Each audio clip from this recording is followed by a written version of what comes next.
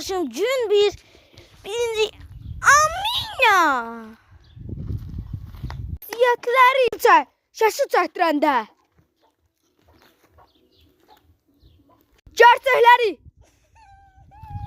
Neyle sınıfta hamıdan seçilir? Saqqızı portaltını yapıştırmaqla.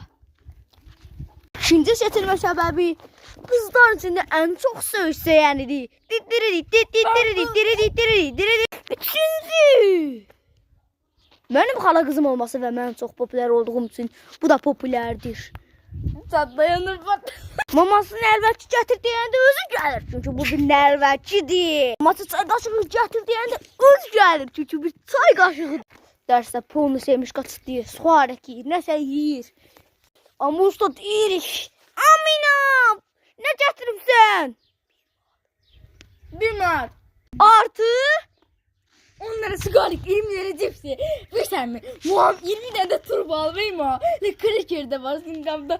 Dur kıskan. Amina bilirsən də, bugün yemək cütü səndədir. Çox şey gətiribsən.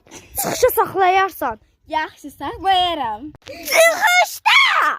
Amina, o bu kadar pul yemek ne olacak dedik ya içecek. Bu sağız kalır değiştiyse. Bu ottu. Bilirim. Sigarik o kadar yemeyeceğim ki. Hıskıracağım. Az 40 tane turbo, 50 tane turbo her şeyine ter yediniz. Ne ettin? 7. sınıflar gelmişti bizim sınıfta oturmaka. Ben de onlara verdim. Ben istediğini verin sen gitsin sana bir daha bir olmayacağım. Yaxşı da, sən də 20'sini sağa gətirərəm. Ha yalan değilsin.